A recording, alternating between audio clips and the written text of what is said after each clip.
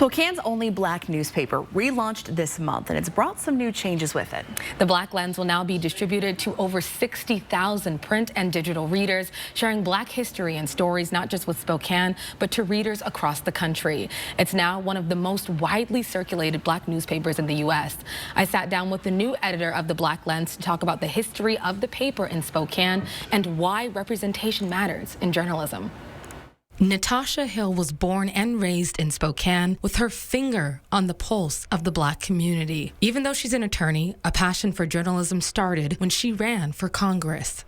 Being in politics and being forced to tell your story so you can relate with folks and then really be able to delve into important issues, that really helped me appreciate the power of the pen. Voters didn't send her to Congress, but the lessons learned help her see how she, through storytelling, could make a difference in Spokane. She is honored to follow in the footsteps of Black Lens founder Sandy Williams, who died in a plane crash a year and a half ago. Her mission of this paper, telling black stories from a black perspective, being a place where people could find each other and connect with community. It was always meant to uplift and bring joy, but it was also meant to inform. And in order to get a focus or a lens on different communities, I think it's important that we have the opportunity to tell stories about those communities, but also from the people in those communities who are sharing their experience, their perspectives that are just different than what we see in mainstream. A civil rights activist, visionary, and mentor in the community, Sandy was also the force behind the Carl Maxey Center in East Central Spokane. She made sure that she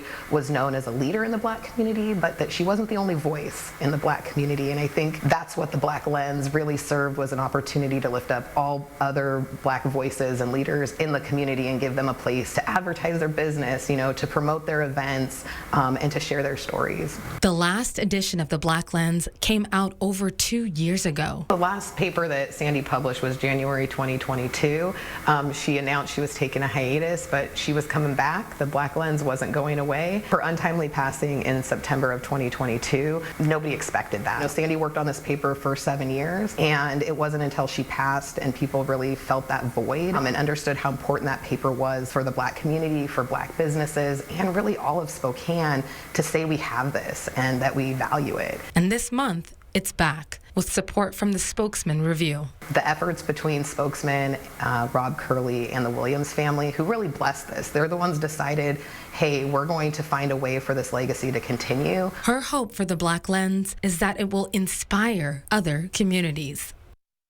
And such important stories there. I'm sure you learned as sitting down with her. And if people want to support the Black Lens, what's the best way for them to do that? Right. Natasha does say that they're always looking for writers. So if you know someone who's interested in writing or just sharing their story, you can visit their new website for the Black Lens. It actually just launched this week. Okay. You can find it at blacklens.news. Very exciting. Thanks so much, Sydney. Yeah.